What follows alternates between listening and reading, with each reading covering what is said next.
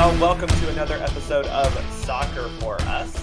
I am Bart, and with me on this episode is a man who probably has also scored against a two-island Caribbean nation in his time as a soccer player. It's Caleb Cook from USMNT Core. Caleb, I'm sure you've scored against one of those like multi-island nations down there, right?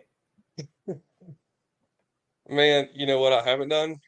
Scored back-to-back hat tricks and then have everyone tell me that it doesn't count. We Oh will man. absolutely get into the Jesus Ferreira conversation because it's worth having. But look, let's just be happy for the fact that a absolutely not first choice U.S. men's national team has advanced to the knockout stages of the 2023 Gold Cup. No losses, just one draw against what people have said is the best team at the tournament, and two wins. They won the group again over said best team in the tournament. They scored 13 goals, conceded once. That's pretty good, right? I mean, I wasn't exactly sure what to ask or what to expect because I think looking at the roster, you go back to the last Gold Cup, wasn't first choice, but I feel like it was stronger than this roster. I don't know. I haven't really gone back to look at the roster. I just feel like I had that sense. And then looking at this roster coming into this Gold Cup, I wasn't as confident. But I mean, they're still doing it. Of course, again, obviously we're not playing, um, the biggest and the brightest just yet. It's going to change. But you know, you can only play the game that's put in front of you, and they're doing what they need to do, and they look good. I still think, and I'm sure we'll talk about this. I think we could have done a better job of including some younger players. Um, but I feel like, that's just part of being a U.S. men's national team fan, right? Like that's going to be something that we say every year. Yeah, and I don't think it's a matter of just we need to include younger players. They're younger. It's just because as we see how each generation improves and each cycle U20 cycle basically improves on the last one. We just want to see those exciting young players brought in. But for right now, this Gold Cup team is it's not old by any stretch. I think there are some players on this team that I would like to phase out, but for the most part, there's a lot of players on this team that in you would hope can help put this team at a better level come 2026. And they may not be playing or starting necessarily, but it's just the collective level being raised. I think that you can see that the collective level, the overall level of the U.S. men's national team has improved through this team. You can kind of see how that level has increased. Absolutely. When your second, third choice team wins a Gold Cup, right, and then you've got the follow up, you expect to kind of carry that same momentum. Yeah. Um, and so far we're doing it, and I think that does, to your point, speak to the depth of the overall pool. Like we don't have to have our, quote unquote A team to compete with our region, which kind of sucks. Um, which I think just speaks more to the fact that we've got to do a better job of scheduling tougher opponents when we can, right? We've got some friendlies coming up that are questionable as far as the opponents go. But I think it's important for us to get into the Copa Americas, invite CONMEBOL opponents to Gold Cup, and try to up our competition. Because if we're going to continue to improve, but our region's not, that's not really going to help us. Yeah, I think it's been a weird look for CONCACAF specifically this tournament because you obviously have the US and Canada not putting forth their first team squads. I don't think Mexico's is fully first team, but it's pretty much there. Um, and the rest of the confederation, the rest of the teams here haven't really taken advantage of that. You could say that obviously Guatemala and Guadeloupe took advantage of a weakened Canadian side, but Canada still advanced from that group. Um, Qatar beat Mexico, but as much as I want to dunk on Mexico for that, and it was funny, I don't know how Mexico lost that game because they had no reason to. I mean, one attack that Qatar had ended up in a goal, and Mexico was pummeling their net the whole night. So it's a little worrying that this federation has not improved along with teams like the U.S. and Canada. And obviously, teams are going to be up and down. Costa Rica is obviously a little bit down, but they're historically very good. Panama is on the rise, I think, right now we can say. Um, but I think that, to your point, is another reason to just kind of take this whole Gold Cup for what it's worth, and it's not worth a whole lot, unfortunately. Right. Yeah, it's like I said, it is what it is. You got to play the games that's put in front of you, and I think if we can push for a final or even win the thing, I definitely think it speaks to our overall quality, the depth, and just the rise of soccer in the U.S. Um, because when you're doing it with, I mean, it's not even a question whether this is a second or third choice lineup. It Yeah, absolutely is, there and are we're maybe three first choice players. right. Like when I'm talking about like the squad as a whole, first choice players Exactly. on this roster. Exactly. And we're still doing it. And to the whole, Jesus Ferreira point, I saw someone say something on Twitter, and because I was kind of saying, hey, let's temper things a little bit. We have to understand context. He's doing this and he's doing what he's doing against these, lesser nations. But at the same time, if it's so easy, why isn't everybody doing it? You know, and, and someone also said, if we had a guy who could go and just destroy Caribbean nations the way he's doing it, that would have been wonderful in our history, but no one was I doing it. I mean seriously, we have had CONCACAF kind of killers in our past. I think of like Edson Buttle and Eddie Johnson, but they haven't done it to this level. I will say, and I'm not trying to take away from Jesus Ferreira, so I think that we have to give him a lot of credit for scoring all these goals. I think it does help for Jesus that the overall level of the whole team, of the player pool, has greatly increased. And so he's benefiting from playing with better players than a lot of the guys in the past have. Our pool is deeper, it is wider, but he's still putting the ball in the back of the net. He still has 6 goals in 3 group game matches. And I don't know, Caleb, I felt like he was pretty good in the Jamaica match. I know he wasn't getting a goal, but he did end up getting pretty much the assist for the Brandon Vasquez equalizer, and he was pretty. I mean, I thought he was pretty good, and he. I think our winger play has been bad this tournament, and he wasn't able to get help from the wingers that game. But I thought he's had 3 very good games, and that's all you can ask. That is all you can ask of any player in this tournament is play well against the competition you're facing. Yeah, absolutely. That's how you earn more time, right? Like, it's not Jesus Ferrera's fault that he's only being able to play in these 3 games so far. Yeah, the Jamaica game was a little bit of struggle. I think there were some personnel issues in that, some tactical type things. They figured it out. I think if we see Jamaica again, it'll be a very different look.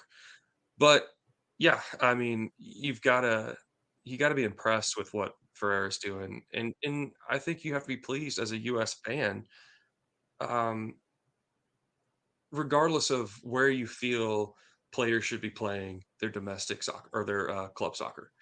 You know, as far as the U.S. kit, the guys scoring goals. You know, let's stop being ridiculous for a bit. Let's just celebrate it. And I know the Pirate of the Caribbean like meme was kind of a joke, but I I'm love gonna be I it. love it so much. And the fact that I think it was Stu that said Yeah. it on the broadcast was just fantastic. And I hope Vera sees it and just like goes with it. And I hope if he scores another goal, I just want him to like do some sort of Do a pirate pirate, something. Like yeah, I do a don't know. pirate Just something. Get a telescope yes. out thing, like, yeah. Yes, something, because or the Captain Morgan pose, Oh, right? that'd be Like, great, yeah. it would be amazing. I hope he sees it because I feel like everybody would freak out and probably get people on his side a bit, You know, which I think he needs. it very well could turn. I mean, I know people kind of used it as some sort of not derogatory, but like Right. a knock on him. But like, it's a great nickname, I think it's awesome. and I'm going to keep using it because, again, to your point, look, someone's got to score the goals against these Caribbean nations, and if Jesus is going to be the guy who steps up to do it, then great. Because the reality is, and this is kind of again goes back to the player pool conversation. The reality is the European players that we have, the guys like Balogun, like Guppy, even to an extent Sargent, aren't likely to line up against these Caribbean nations a whole lot. You know, Mhm. especially now that we have the Nations League very abbreviated as opposed to how it has been the past two tournaments. You know, we only come in a quarterfinal, which may be against the Caribbean opponent, maybe against the Central American opponent, but you know, not the thing that we've seen the past couple editions. So, you know, he's got to be someone's got to step up and score in these Gold Cup matches, and he's doing it because we don't have the other people to do so, and that's fine. I do also want to just point out the fact that there are other players who I think are having good tournaments, and so during this episode, I just kind of want to go through quickly the games as a whole, get our thoughts on them, but then I want to kind of evaluate all of the players, if you will, and just kind of go through and take stock of the performances they put out there to evaluate where they kind of fit in, not just in this team, but then also how we can kind of get them to maybe the first team, but you know, the periphery, you know, maybe that 35 player group, if you will, of the 40 player group of the okay, you're definitely on a preliminary roster for a major tournament. Whether you make that final roster is down to a lot of consideration. So that's kind of what I think these Gold Cup matches are for. This Gold Cup tournament as a whole is for. But before we get into that, Caleb, the answer or the question you have to answer is: do you think this U.S. team can win the Gold Cup? Yeah, I mean, I do. I do think we have enough to win. I, we've beat into the ground that this is not a first choice lineup, but I still think with the way CONCACAF is, um, some like you said, some bigger, better teams that are down right now, um, and with our rise and the depth of the player pool, the talent we have, I think it's enough. I really, really do. And if you've got a guy who's scoring goals regardless of the competition, when someone's putting the ball in the back of the net the way that Ferreira's doing it at the moment, it's going to be tough to beat us. Yeah, If he can keep that going, it really is. And if Sands continues to play well, Busio, like these guys that are playing in the middle of the field, um, and we continue to get service, and we play our game, then yeah, I mean, look, we have what Canada that you know they're struggling just as a whole, right? yeah, they They're really are. they're down. Um, so I'm not super super worried, but they still have talent, so we can't look past them.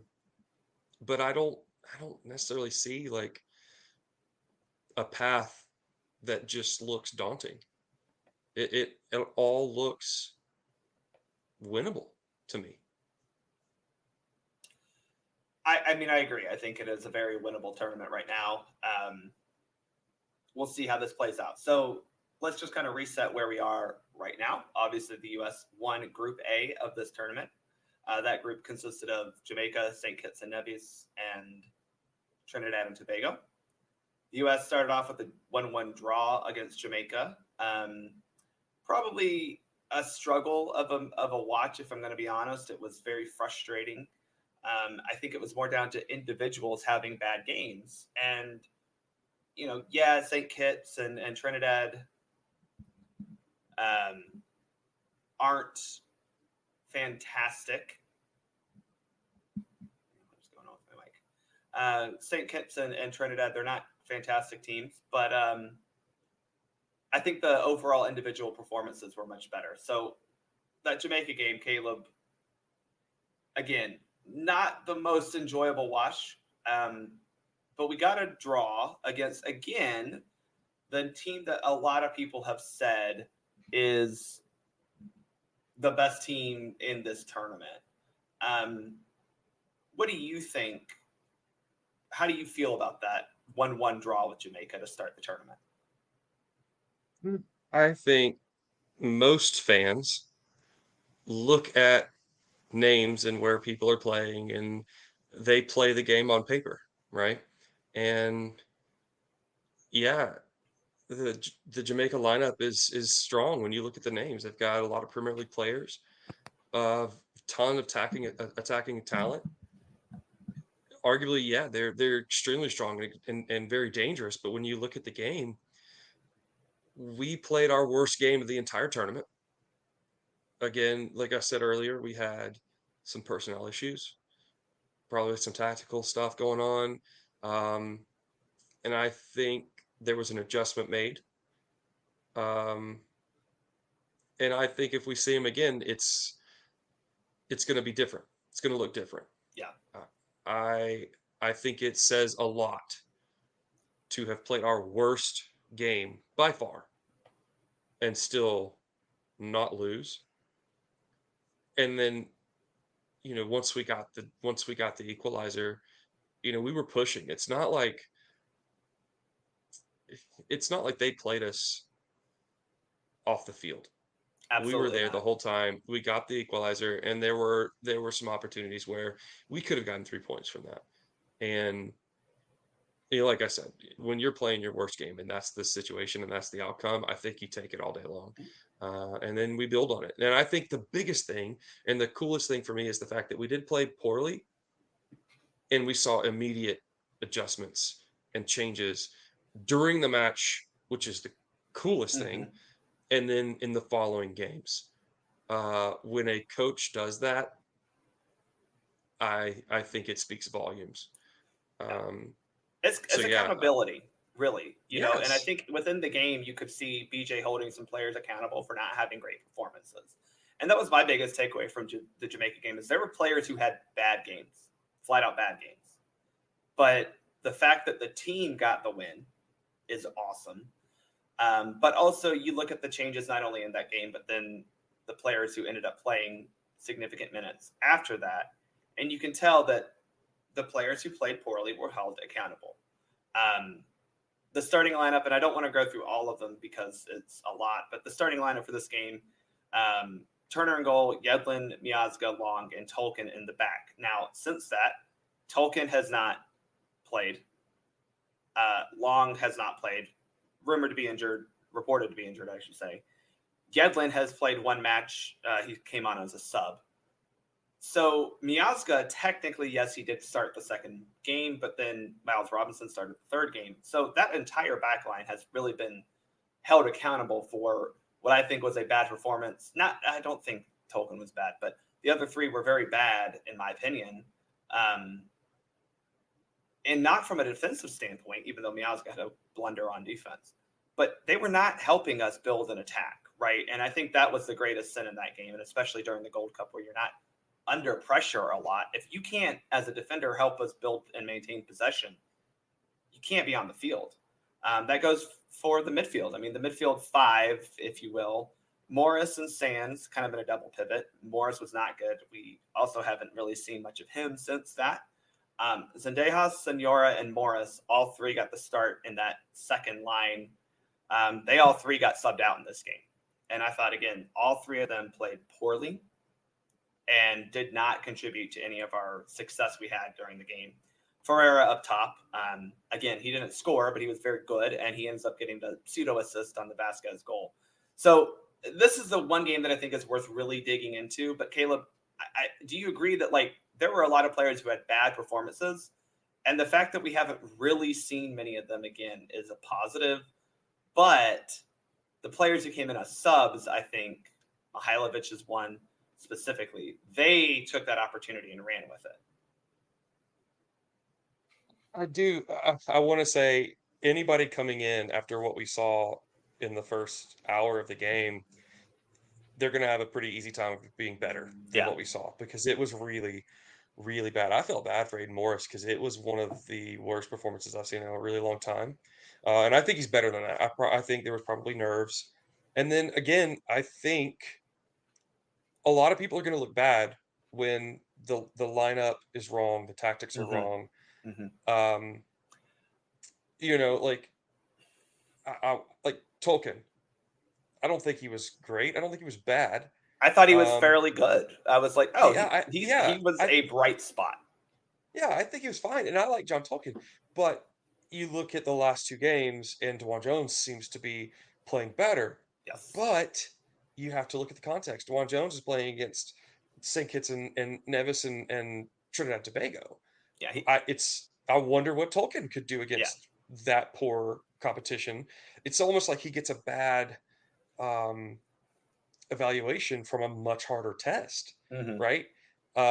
So I think that's important to say. But Aiden Morse was just really, really bad. Sonora, I thought I was at least happy that he was trying things. Like That's fair. he would try to make some moves, try to make some passes forward. Like he was trying to make things happen. It didn't always come off, but he wasn't just let's recycle possession. Like he was trying to create. So I appreciate that from him. Um, and I'm not defending him because I am not a big fan of Senor at all. Like I don't rate him, don't have him in my top team, second team. So I'm just saying I'm putting that out there because I think he's had a rough tournament because I'm with you. Like, I don't he necessarily has. think I was like rating him highly before this. Also, if you just compare him and the other midfield potentials, it's Yeah. like, man, you're like way behind. You're second choice, third choice. You're not really Yeah. up there. He hasn't And done just himself any on favors. down. No. No. And again, I just like I said, I'm not a huge fan, so I don't want to harp on him too much. But I did want to point that out. At least he was trying some things Yeah, during that game. Um, that's fair. but I think, again, to my point earlier, there were definitely things wrong.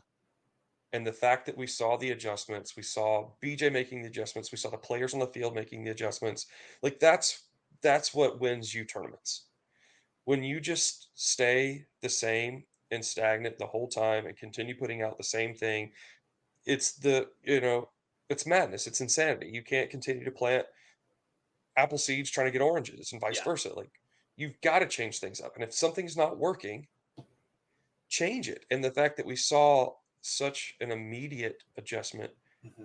is what makes me happy instead of pushing things 3, 4 games in a row of trying the same exact thing Yeah. and it not working.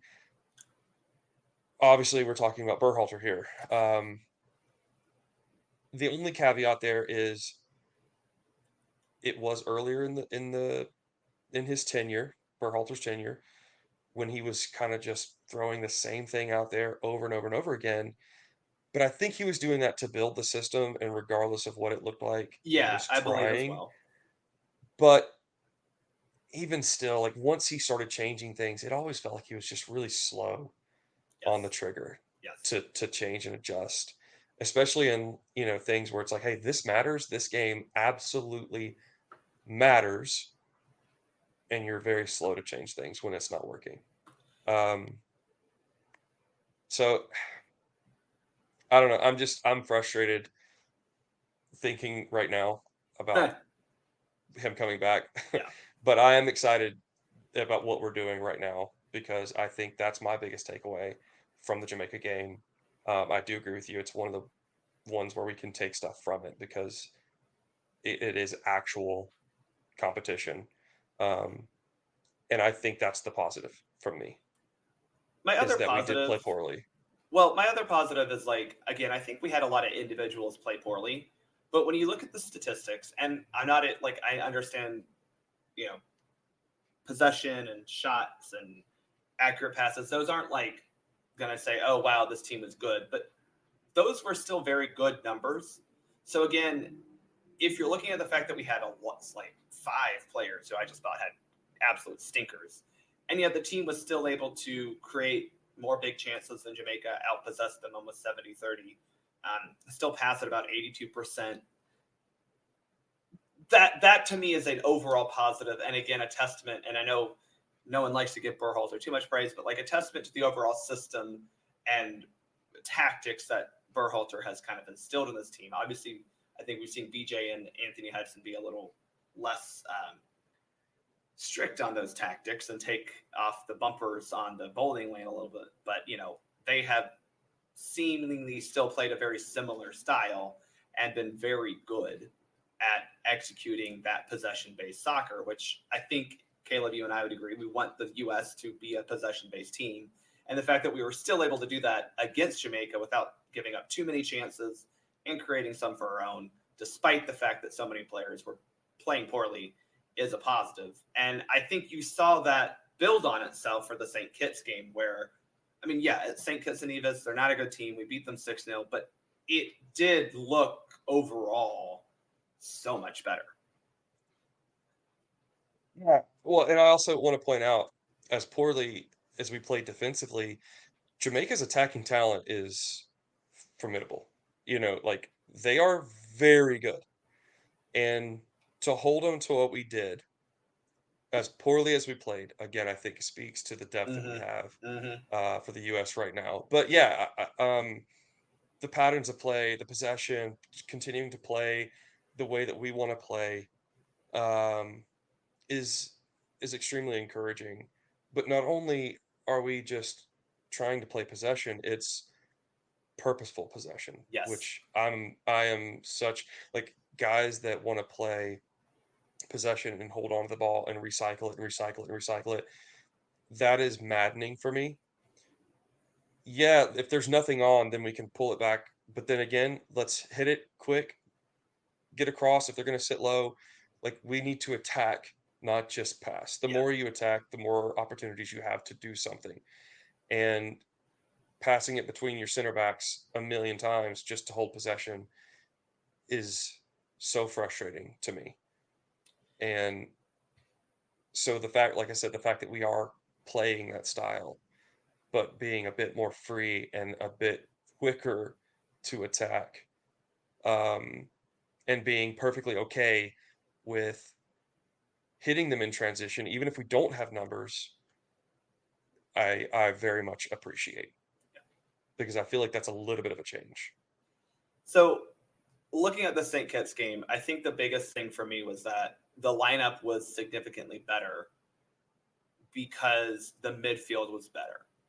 So we talked about the midfield three last game. It was Sands, Morris, Senora. The midfield three in this game, Sands, who we'll talk about him. I thought he's actually been very good. I know it's hard to evaluate a defensive midfielder when you haven't done a whole lot of defending, but I thought he's been very good. You have Sands, Busio, Mihailovic. Mihailovic, 2 goals, 2 assists. Busio, 2 assists. Also important to note that, as you said, DeJuan Jones comes in at left back. Brian Reynolds plays at right back. And Jalen Neal gets a full game at center back. And those 3 guys also were major improvements on what we had in the game before. Again, Tolkien was fine. DeJuan Jones has been playing better. So I know it's against St. Kitts, but you could just see the overall level of competency rise with all these replacements that we put into this game, to the point where those players that we just talked about, BJ basically copy and pasted the starting lineup from St. Kitts to Trinidad, which in a tournament like this, you don't need to. I know Trinidad was a must-win game, but like the fact that he basically ran out the same lineup, to me, tells me that he thinks that this group of players might be the best way forward as we go to try to win this Gold Cup. Yeah, and I think it is. That the lineup again against the poor competition, whatever. You can only play what you can play.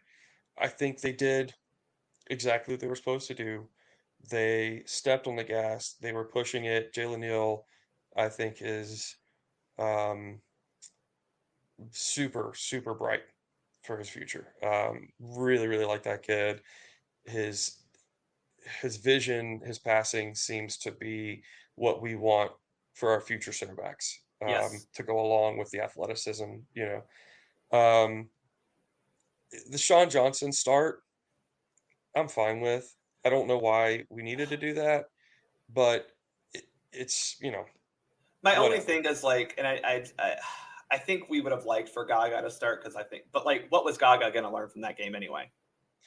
And that's my thing. Like, I mean, what he was going to learn and how to maybe sit back there and keep himself entertained. Like, yes, and honestly, maybe that's why they were thinking, okay, look, we'll just give Turner a night off. We'll yeah, start Sean Johnson because he's been such a long time U.S. player. Here you go, buddy. Because you're right. What is Slonina going to do? He's going to sit there. So I guess that's St. why. Kitts had two And shots, one that was yeah, even close to being on frame. Yeah, exactly. I mean, So who cares? My biggest thing and my biggest, uh, I guess, one of the biggest changes for positive is Brian Reynolds. I think absolutely. he's come in, his work rate down the right, his crosses have been on. Um, he's great with his feet. I really, really, really like that kid. I was super high on him a year or so ago. He goes to Europe. He's had some hiccups, but man, it's hard not to like him. There was a moment where he like splits two defenders on the dribble, which, you know, I love Joe Scally, but I don't see him doing that. I think Joe Scally's positioning is great. His defensive, the way he reads the game is fantastic. I love Joe Scally. I don't know if he's quite the attacking talent that Brian Reynolds is. No, I agree. I agree, and I think Reynolds, especially in this game, and again, it's St. Kitts, like, but he had a very good understanding of, oh, I can get forward and I'm going to. Not just himself, but he was, I thought, working very well with Sendejas because Sendejas loves to kind of pinch in. He Hmm. saw all the space on that right side and was more than willing to take it. Now, is that BJ saying, "Hey, go take that," or is that Brian? I mean, I'm sure BJ did because like he's a competent coach who understands Right. that that's what you should do. But like for Brian to continually do that is a very good thing to see because I mean it showed he wasn't timid, in my Well, opinion. to do it and be effective with it, Right. I think Hey, he controlled you balls, which is more than I could say for DeAndre Yedlin in that first game, who I feel like look. every Yeah, single I time he took a first touch, the ball was up and out and out of play. And it was like Brian Reynolds had a first touch that controlled the ball. So that look. alone was an improvement. I think the Gold Cup is where you can make a name for yourself. You look at Miles Robinson in the 2021 Gold Cup, made a huge name for himself and would have been the starting center back had he not gotten hurt.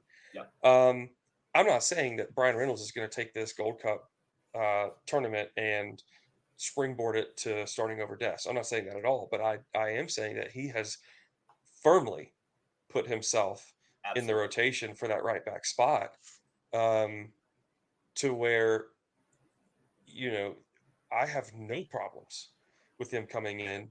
Um, I do want to see him against, stronger competition, obviously. We all do. But Which he may get in the next what's game. to say that he can't do it? Yeah.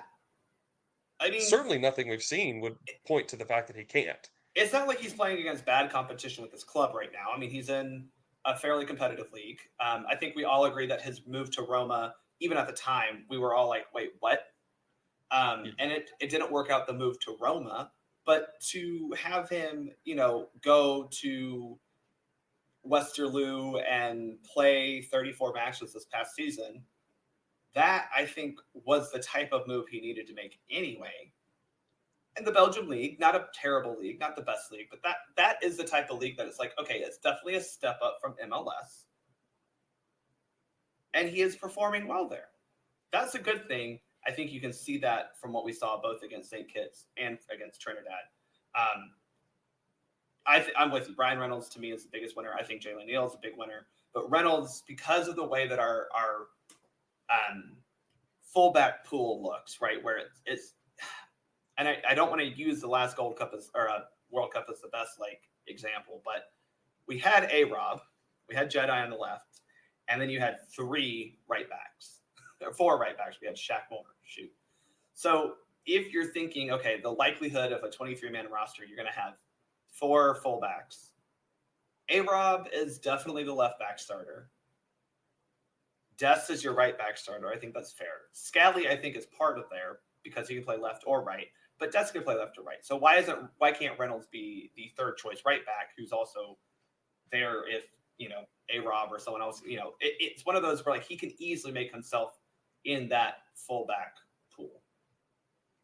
Oh, absolutely. I mean, if you're looking at what DeAndre Yedlin, Shaq Moore, Reggie Cannon, you're looking because I think everybody has it. A-Rob, Dest, and Scally. Those are our 3 fullbacks. If you're going to Which bring one, yes, yeah, absolutely. And if you're going to bring one more, who is it? For right, me, it's Brian Reynolds. yeah. Well, the other question is, and to give him some credit, it's not like DeJuan Jones has done himself he's done himself a lot of favors. He hasn't proven himself to be bad at all in the last 2 group matches. So, DeJuan has been good. I don't know if he's been as good as Brian, but I think he's been very good. And I think he's at least asking the question of, hey, should I be the backup left back? And by the way, he's a right-footed player. He can play right back. So again, talking about versatility. So the point I would like to just make, though, is that, like, if this Gold Cup does nothing more than make you have to think harder about the 30 to 40-man squad that you're building for, like, that preliminary Gold Cup, Copa America, World Cup, whatever that preliminary roster is, if you're actually able to think, oh, yeah, we got to include this guy, or, like, we don't have a problem including Brian Reynolds or DeJuan Jones now, that, to me, is positive because they've proven that they're reliable. I'm not saying Yeah, that they are exactly. world beaters, right? But like, Right. Right. But they're better than what we've been seeing from DeAndre Yedlin, Christian Roldan. Like, that's what you're looking for in these tournaments. Guys that step in and that are clearly above the yes, competition that we're playing. Whereas you see other guys and they look like they are on par with the competition that we're playing. That's not what we want. And especially the ones we've seen over and over and over be the same player, right? Like, it doesn't matter who we play. Like, I feel like Roldan's the same guy. mm-hmm. You know, I want to see like a Jesus Ferreira. Like, yeah, you're playing weak competition, but Jesus Ferreira is dominating them, not hanging with them. You know what I mean? And again, that's all you can ask. I want you to look good against bad competition. Okay, Yep. do that. Yep. That's the lowest level Yeah, of our expectations, right? And the guys that are like failing to meet that or barely meeting that, thank you for your time, right? We've got plenty of talent for the next one. We don't need to continue to see retreads yeah. of guys that can't do it and have proven Do that not it's just produce not or there. influence in games, right? Because that's been my argument for Jordan Morris for a long time. Is he has been fairly productive at the national team level. He hasn't been in a while, right? So if you're not going to be productive and you're not influential, because you can be influential but not productive. I mean, I know that's a hard thing for people to grasp, but they are 2 different concepts. Then you don't need to be here. Christian Roldan has been somewhat influential, but not at all productive, and his influence is at best. So okay, we beat Trinidad 6-0. I don't really have anything else to say because it's kind of copy and repeat, whatever, copy and paste what we said about St. Kitts. But I just want to point out again that the midfield trio of Busio, Sands, Mihailovic, it's not your most physically imposing midfield, right? But they've been pretty good, and that to me has been nice to watch. They're comfortable on the ball. They don't panic and immediately turn around. Yeah, They're looking forward. They pass well. They see the field well. They can both strike a ball. They can both finish when given opportunities. There was one Sonora. This is one of the reasons why I'm not not high on him. There was a ball like wide. He was wide open at the top of the 18, and just like doesn't even come close to making clean contact. yeah. And I don't feel like I feel like Mihailovic and Buzio, they might not score, but they're gonna put it on frame or put it close, you know? Yeah, Like you're gonna have opportunities. We gotta at least trouble the keeper yeah, or make the keeper think that there's a possibility that ball might go in. I want to say Senor's ball was like, you know, almost out for a throw in. He like shanked it that bad. yeah. Um, so yeah, they're competent players. They're comfortable and they you know, I'm not high on Buzio. I'll just put that out I'm there. not I'm either, but not. I at least appreciate that he's playing well. Yes, exactly. Like he scored a goal. He had an opportunity. Put the ball Yeah. in the back of the net. Has rolled on. Still not scored No, for country, no. He right? does Like, have 3 assists though, right? Over 4 Gold Cups, he has 3 assists. yeah, like 40 something caps, right? Mm, And mm-hmm. still hasn't put the ball in the back of the net. And there's something to be said for, oh, competition. It doesn't matter. Like, can you put it in the back of the net or can you not? Yeah, and he hasn't been Bucios, assisting. Again, he has 1 assist this tournament, right? Um, yeah. I mean, he blasted that dude in the nuts. oh, I he did mean, do that that. was He has he a he yeah. Mm. he got all of that ball, and I think it was on Oh, frame. he got all the So, you balls. know, That's for sure. honestly, I wasn't even like trying to set you up. It was Oh, that was man. awesome. That was oh man. They kept showing that replay, and it was just like we don't need to see this Knocked again. it. We know what happened. We got it. Yeah, full contact. Um, but yeah, like that is exactly what I'm saying. Like you see a rolled on, he's not taking his opportunities. Mihailovic is, Yeah, Buzio is. Those are the types of guys that if they can do it versus lesser competition, then you keep them in rotation. yeah, If they are not, and if they're just barely hanging on, bring in fresh blood.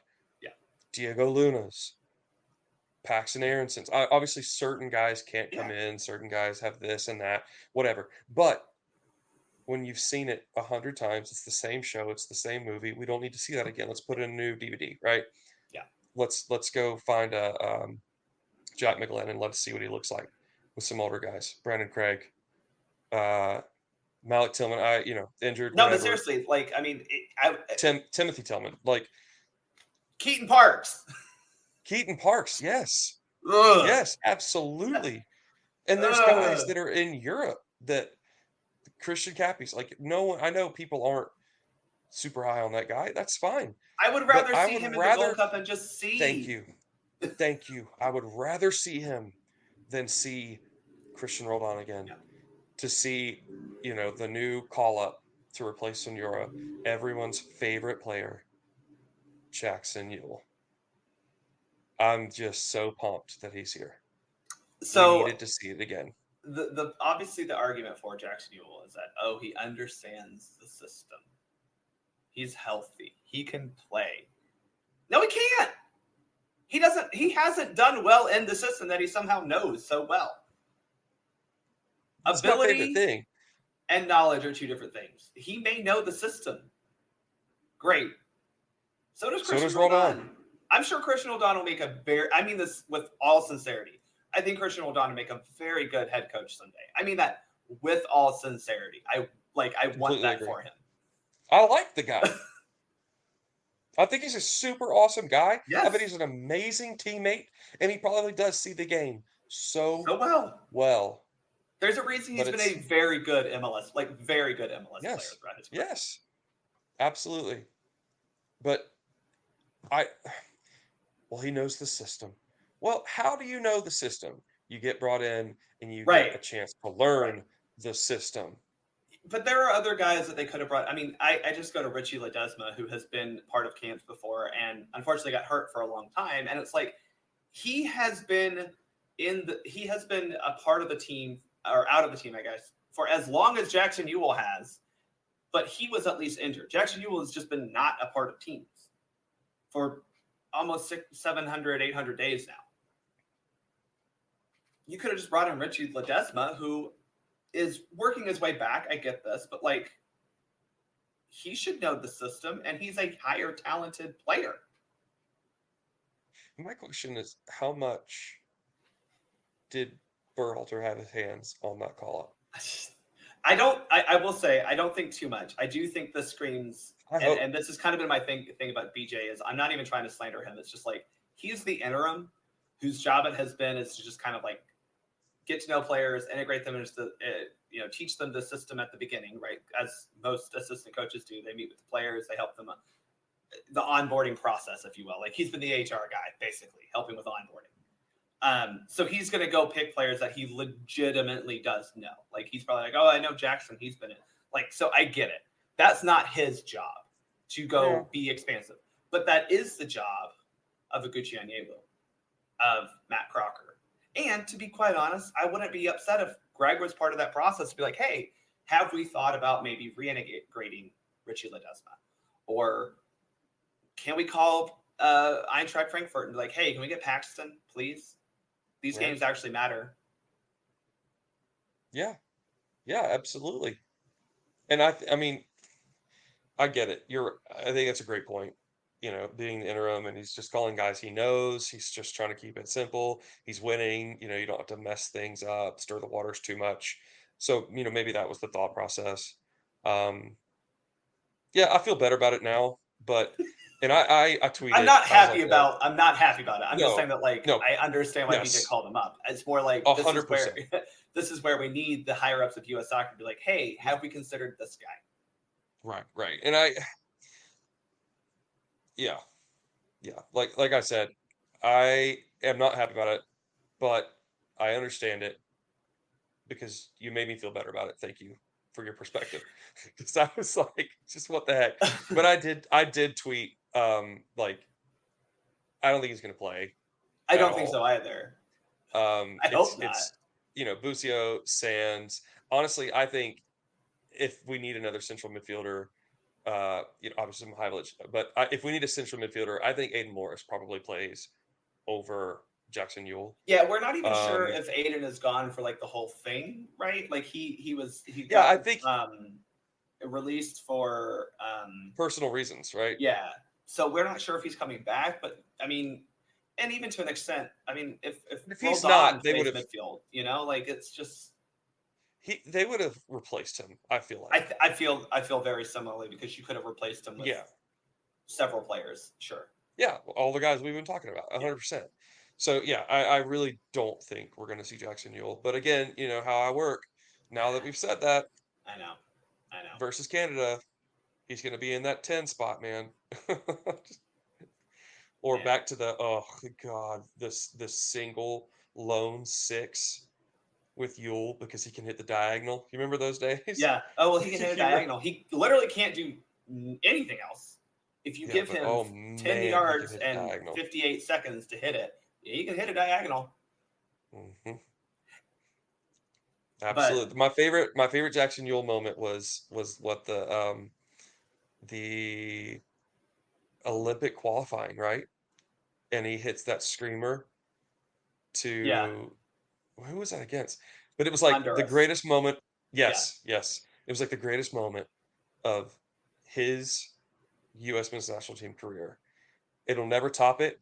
I don't think he'll ever top that. I don't know if he'll ever have an it's a opportunity to great top it. goal Yeah, it was against the phenomenal. U23 The Honduras guy can squad after we were down 2-0. the guy can hit a ball. He can strike a ball. Yeah. He knows how to hit it. Great technique. You know who else can do Fantastic. that? Jack McGlynn, who Oh, should know the system. dude. He just got out of the U20 World Cup. I'm just saying, like, that's my point is like, Brandon Craig. Why? Yes.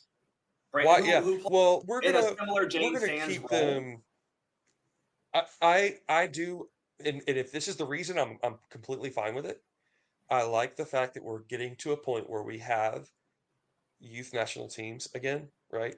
Where because we were at a Yeah. point where our senior team was a youth national team, but I like the divisions: a Yeah, U23 team, a U20 exactly. team, a U17 team. Like I like that. So if they're saying, okay, no, these are U20s, we're going to leave them there, then I'm Sure. okay with it. That's fair. I can live with it. But if they're not calling them up because they want a Yule rolled on, etc., Yeah. then I have issue. Yeah. Does that make sense? I agree. But I also again, let's just go back to the fact that like he's unlikely to play, and you It's know, fine. We play Canada at 7:30 or 8 p.m. 8 p.m. is what U.S. Soccer says today. I don't know. Gold Cup says it's 7:30 on Sunday. The U.S. women play at 4, so there's about a 1.5, 2-hour break in between the two games. That's almost time for a power nap, actually. So that'll be nice. But Are you going to be gone?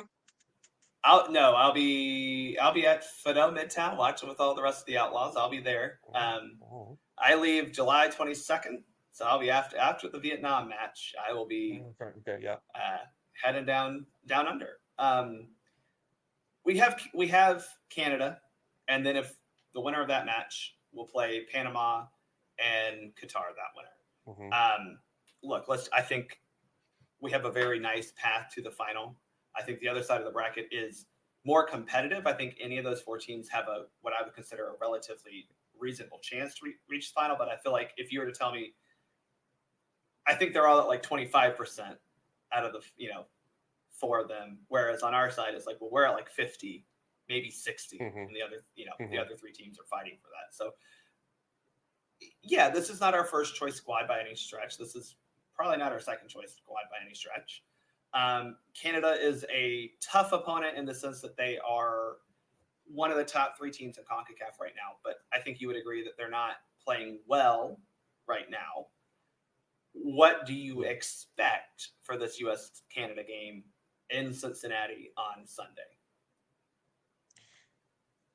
I honestly think like 3-0 U.S. Like I think it's going to be, I really do. I think Canada's going to have some opportunities, because they're not terrible, but they got a lot of stuff going on, and we are just riding the waves of confidence right now. Yeah. And I don't think that they can do anything to slow us down at the moment.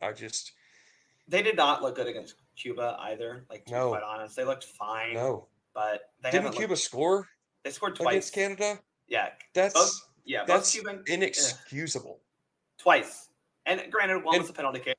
Canada also got a penalty kick. So like, you take those away, it's still 3-1. And Cuba's playing with 5 guys, right? The entire team has already like defected.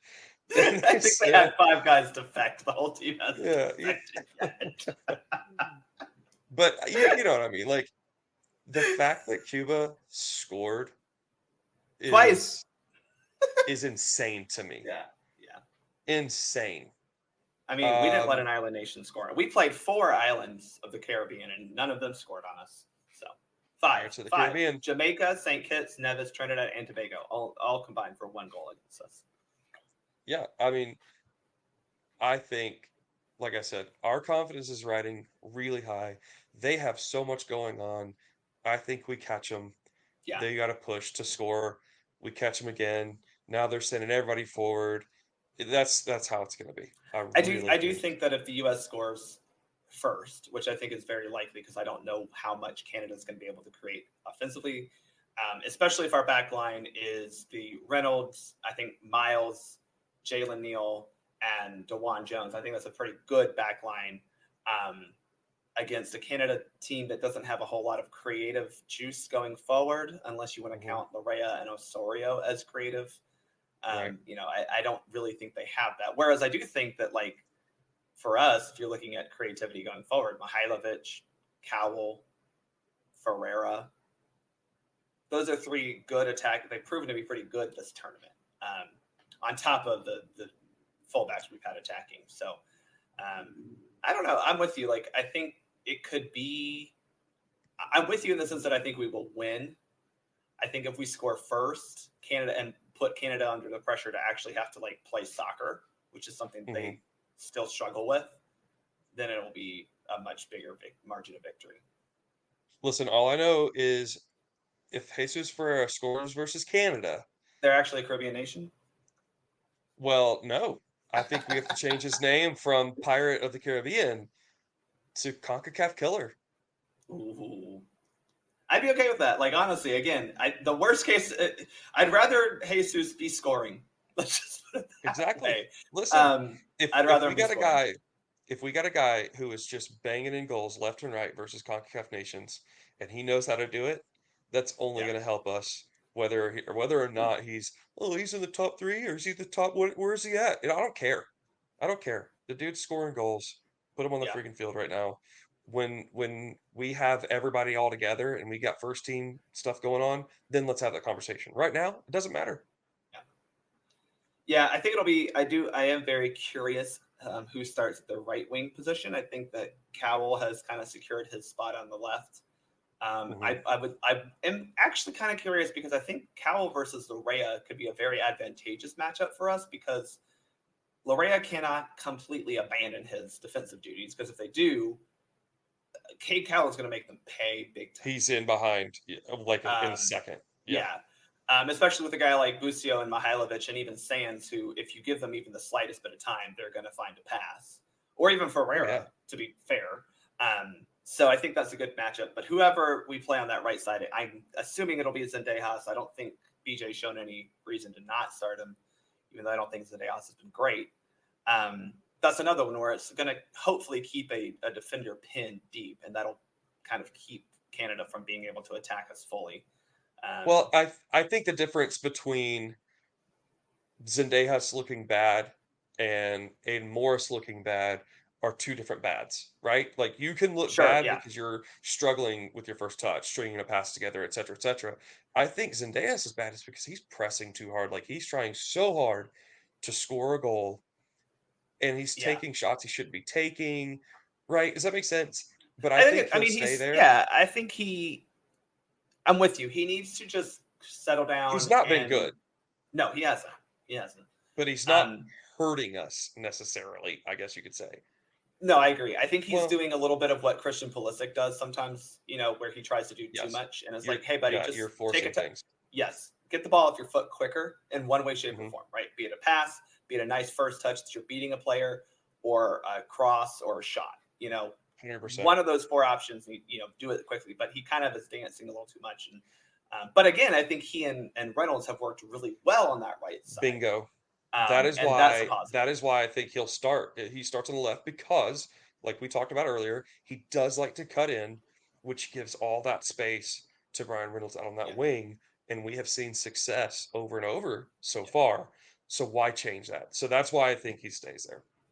yeah. Attacking Ali Ahmad from Vancouver, probably on that left side for Canada with help from Kamal Miller, maybe. But if you take Kamal Miller out of the equation, now you've got a guy coming into that space like Ferreira. Juno Rare, yep. Hurlet also, who's defending, who has been good through the tournament for Canada, but not for me a particularly how do I say this formidable starter, if you will. Hmm.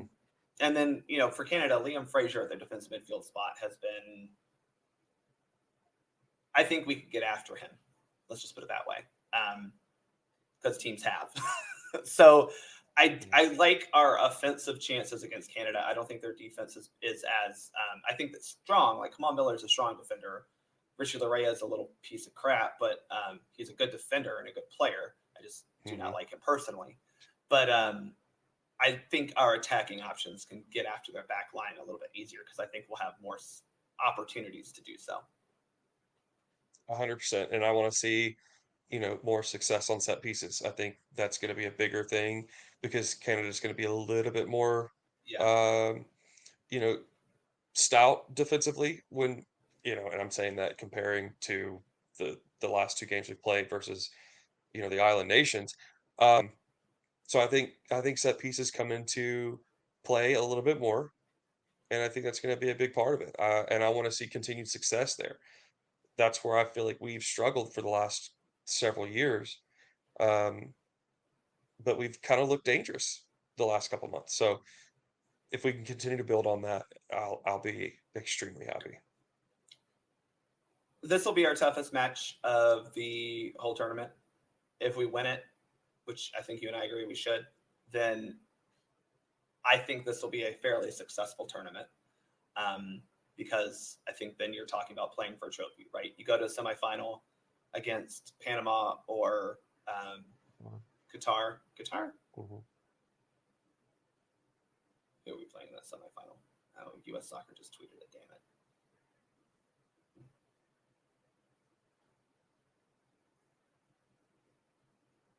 Yeah, Qatar, Panama or Qatar. Those are very beatable opponents, even with the squad that we have. So you get past Canada, I think you're solidly feeling good about a final and possibly another trophy. And it could be 2 times in a row that the U.S. captures both CONCACAF trophies in a summer. I think it's absolutely doable. Um, I hope it's against Mexico again, right? They're on the other side of the bracket. I don't know if the way Mexico's playing, I don't know if they get past Jamaica. I think obviously everybody's probably I think they beat thinking Costa Jamaica's Rica, going to but go I'm with you. through. I don't know if they beat past Jamaica. But Yeah, again, like I said, I think all 4, Guatemala, Jamaica, Mexico, Costa Rica, they're playing good enough to make a final. Maybe not Costa Rica, but Guatemala, Jamaica, and Mexico. They're all 3 really good. absolutely. Honestly, the way that I'm looking at things, as long as we get through Canada, and I like I said, I think we do handedly. Um, I don't see Panama or Qatar keeping us out of the final. Mm-hmm. And getting to the final, regardless of winning, I think would be really, really big. I'm with you. I Um, think I'm 1,000% with you. If you don't win I'm the happy if final we're with this there. squad, you go, we made the final with our Yeah. 3rd choice roster, 2nd choice, whatever you want to call it. Against outside of Canada, everyone else is playing the best players they can, like, to be quite honest. Well, and I think one of the things we haven't really touched on it because we haven't really needed to, but I think our one of our kind of secret weapons is the fact that we have Matt Turner and net, Mm, like regardless of yeah. our deficiencies with our second choice lineup, the dude's a wall and he really like everybody knows when you've got ask Costa Rica, when you've got an amazing keeper in goal, it just gives you so much Yeah. confidence to play with. Um, and I do. I think that's a big thing for us. Yeah. Hopefully, we don't have to use him too much against Canada, but I'm with you. I think when called upon, I trust Matt Turner to make a big save, and when called upon, I trust a guy like Miles Robinson to make a good defensive play. So I'm Well, he with plays you. in MLS, so Oh, as much as I would say forever and ever he'll be with Atlanta United, I also hope not for long. He needs to. He needs to. he'll be Yeah. he'll be spreading his wings, and I Yeah. cannot wait for him to go play. I want to see him go somewhere, um, mid-table Premier League, and then just shut everybody up. All his haters and doubters of the last couple years, last 2 years. I just want him to shut them up. I can't I, wait. I mean, I just want Miles Robinson to be the best defender that the U.S. has ever produced, and I think he can do it. No pressure, bud. No pressure. No pressure. Well, Caleb, thanks for chatting with me about this Gold Cup, the group stage. That 3 wins or 3 games that were pretty positive.